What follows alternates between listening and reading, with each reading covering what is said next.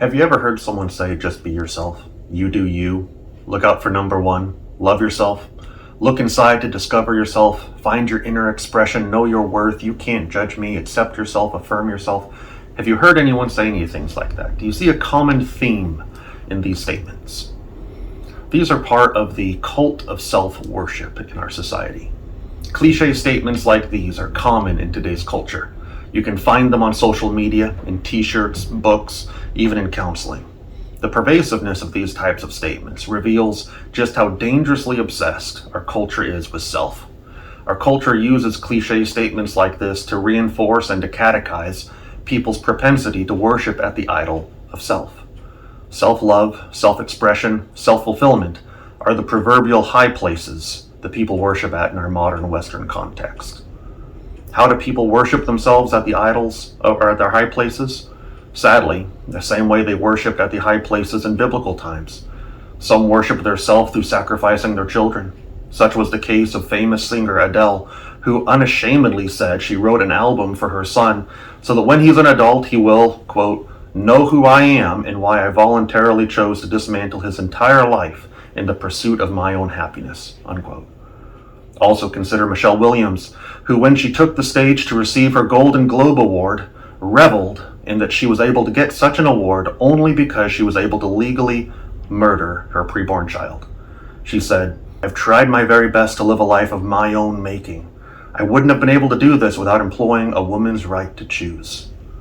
Countless others, such as author Elizabeth Gilbert, blogger Glennon Melton Doyle, have been celebrated by society because they divorced their spouses in the name of self-discovery.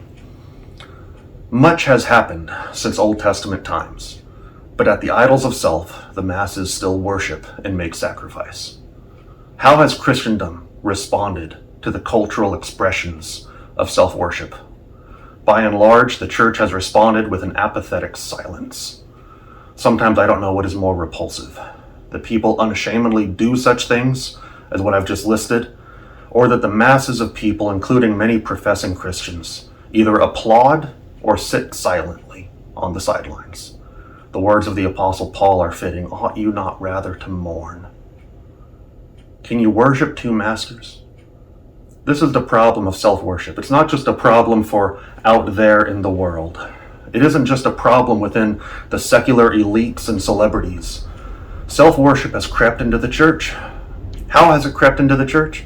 It has crept in the form of expressive individualism, personality-driven ministry, preference-accommodating demands, where it continues to damage and sometimes outright destroy church fellowship. The presence of self-worship within the church carries with it a fundamental problem in that it is completely opposed to Christ worship. As Jesus said, no one can serve two masters. You cannot worship self and Christ. The extent of self-worship within the church is perhaps best seen in a recent Barna study that discovered that 66% of church-going Christians agreed with the statement, enjoying yourself is the highest goal of life.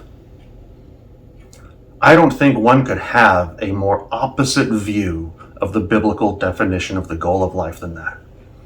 The biblical answer to the goal of life is beautifully encapsulated in the first question of the Westminster Confession when it says, what is the chief end of man? The chief end of man is to know and enjoy God forever. Christians, for the love of God, when are we going to realize that the idol of self-worship is killing people, destroying families, and dividing churches? Why do Christians not confront the self-worship in their churches, in their peer groups, in their friends, in their families?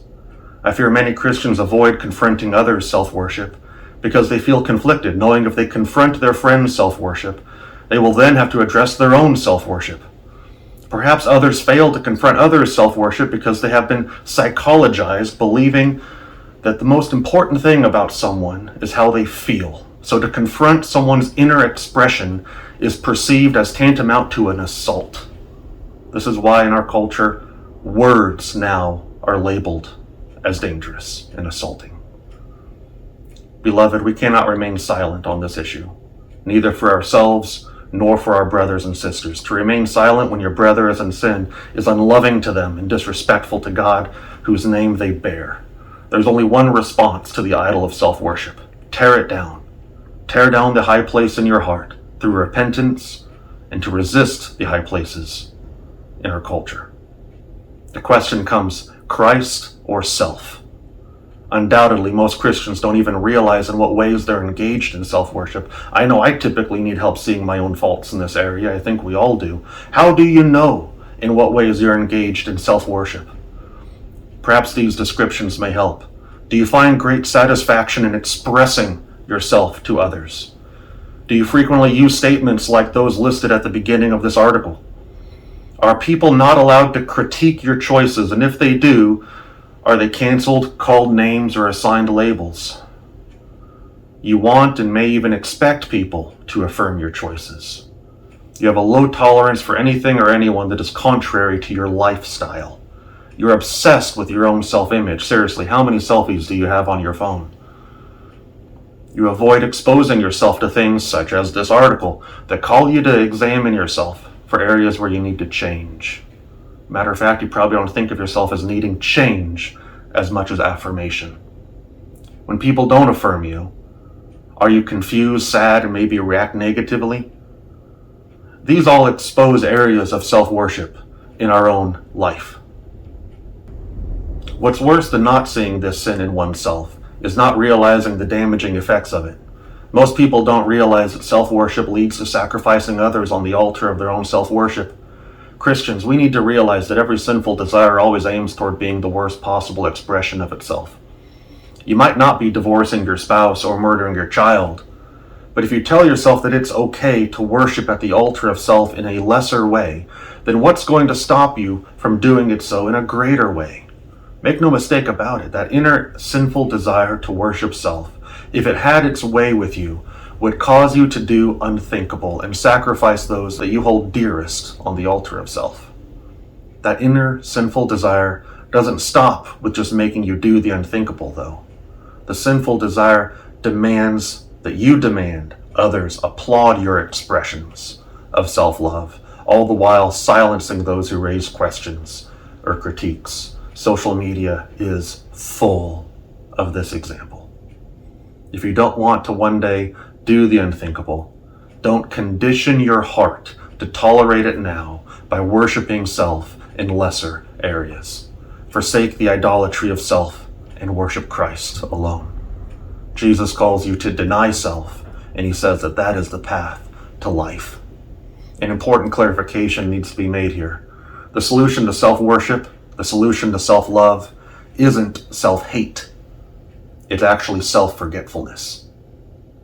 To exchange self-love for self-hate would be a drastic overcorrection. It wouldn't glorify God either.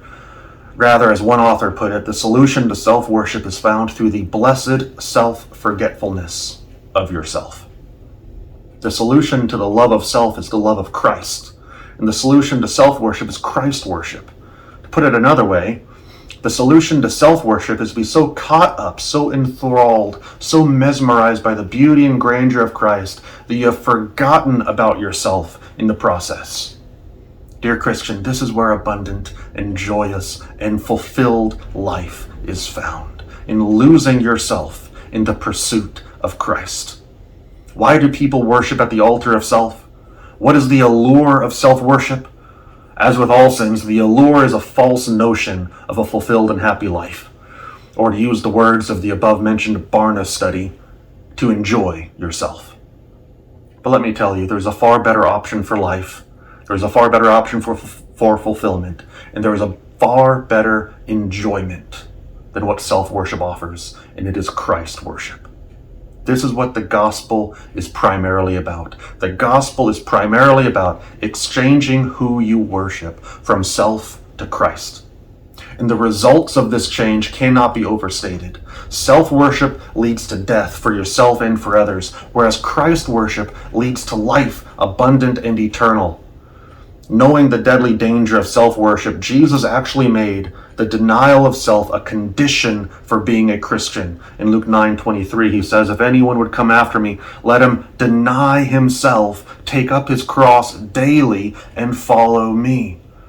Jesus knows that a life, that true life, that fulfilled and enjoyed life, comes only through worshiping and obeying the Lord, while death comes through worshiping self.